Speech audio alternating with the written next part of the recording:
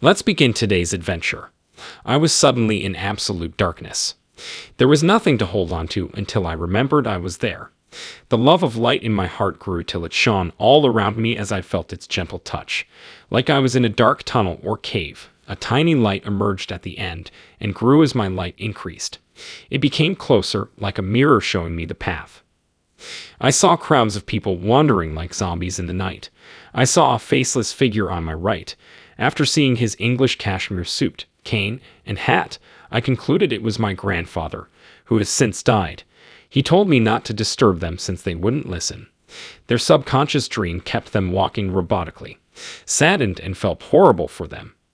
The tunnel ended in a beautiful small beach after I kept going. I have never seen such a diversity of colors on Earth. Despite their brightness and clarity, they were eye-friendly. White sand and azure skies and water adorned the beach. No reflections were visible in the rock's colors or elsewhere. Each was unique and amazing. The man pointing right stopped. He was faceless to me. I used a neighboring hill to screencast my entire life many times while at a tiny beach. It started fast, but slowed down. I felt like I was watching every frame of my life's movie on Earth, from large events I couldn't remember to small ones I hardly noticed. I realized I had never understood anything with such clarity. I realized I choose to live in this body and life. I realized that I should use my freedom to choose love over suffering in any scenario instead of wallowing in pain. Before my voluntary birth, I discovered I had planned my entire existence. Since I had already chosen my fate before being a corporeal creature, I recognized that being joyful in every way was the path to freedom. With enlarged consciousness, my mind appraised itself and filtered its actions through perfect love. I discovered that God does not judge or punish, contrary to religion. Returning to the beach's front, I saw a mountain-shaped island in the water. I was telepathically connected to a bright white sun that lighted my life. Suddenly, many white-clad people appeared before me as I emerged from this radiance. The party was led by a wonderful man with a white beard and a whiter, more exquisite clothing. He floated above the calm ocean and descended to my left. A gold circle around a cross of Malta was worn on his chest. He looked serene to me. At the end of the parade of creatures, I telepathically addressed my late father, who had also worn a white tunic. "What are you doing here since you have already died?" As he told me he was alive and I had come from the dead to Earth. This shocked me because I had left Earth, leaving my 3 young children. I begged the bearded man to allow me return to them because they needed me. He authorized my return. I suddenly sank below the images on my left and saw a cluster of rocky outcrops projecting into the water. I envisaged eating beachfront on the largest rock between the shore and the water. Organza textured see-through white tunic with glittering golden stars. I was surprised to be pregnant again after my terrible marriage. A handsome young man with white complexion, huge turquoise blue eyes, and golden wavy hair emerged from the ocean. I could only see his upper half, but he was gorgeous. He smiled at me and told me telepathically of his love and identity as my husband. Infinite tenderness flooded me. I learned that the closest we can get to divine love on Earth is love for a child. "Through love, you will understand everything," someone said in my heart, as this magnificent emotion came over me. Heart, heart, heart. I felt overwhelmed with pleasure and joy afterward. Now that I know my life's purpose, I knew things would get better, and I was right. As a result, I turned to watch the stars. A telepathic force entered my skull and sent millennial wisdom about creation, the cosmos, my existence, and all living things in every universe. Our ignorance or forgetfulness of the notion that everything is eternal and spiritual causes us to notice disparities in this life. As if a strong magnetic field pulled me in, I was immersed in its bright core, where only light was visible. My body seemed to melt as I became one with the light. A wave of plural unity and clarity swept over me. With a bright mind that allowed me to comprehend everything with infinite perfection and absolute certainty, I witnessed and understood reality. Something I can't define arose from deep within me, like something I'd always known but forgotten. I felt like a co-creator when they created the planet. I learned can still carry far more than what I've listed here. Our reality has plural unity, or oneness. Simply put, our reality is unity in plurality and plurality in unity. 2. I was everything and everything was me. The only distinctions were appearances. 3. Since there is no God outside of life, God is in everything and everything is God. 4. We should see God as part of everything, not as distinct from ourselves. 5. God has infinite facets. 6.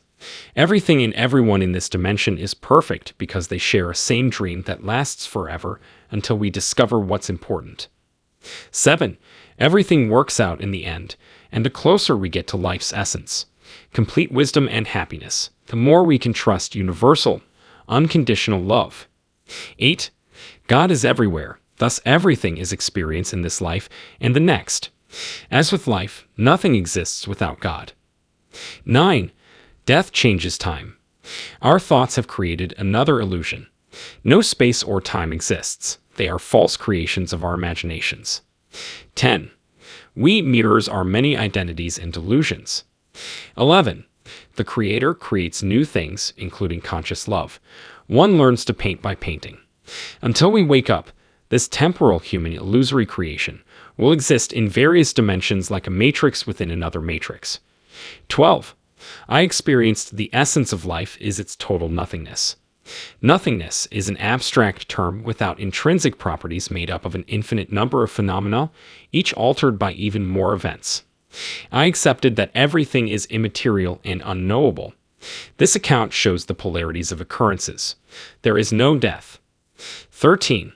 Life is about mindful love. This cohesive force recreates itself in countless ways, operating as a game where nothingness recreates itself in transient, illusionary happenings. 14. Love has broken the universe into finite pieces we can hold in our hands. 15. I learned so much that words are inadequate. They cannot express what I felt in this other, more transparent awareness. When I returned to this world, my intellect was as slow as my body, and I felt like I had entered a heavy space. Friends, family, and loved ones seemed insignificant. They were only characters in life's vast theater, and everyone willingly played a role to understand love. I told them what happened, but they looked at me evilly. Then I realized they didn't get me. I obtained intuition through telepathy, intentional out-of-body experiences, and involuntary bilocation when my experience faded. The second is out of my control, and I'd like to grasp how it happens in layman's terms. According to me, everything is consciousness, and our whole existence is a dream that evolves as a dynamic of awareness that is aware of itself and reinvents itself via us. We are the cosmic point of emptiness, where nothingness becomes self-aware. Writing is difficult. I believe the universal mind or concepts are the source of everything I observe.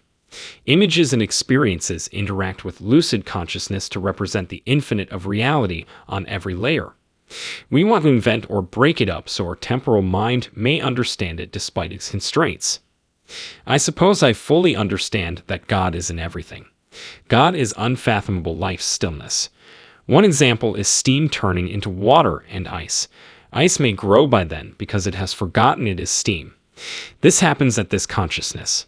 I suppose I finally understood that God is the infinite calm that contains everything. A beautiful, caring, self-aware infinity. Before seeing the light, I thought all the visuals I generated in my thoughts during this experience were symbolic representations of something deeper that could help translate the most crucial aspect.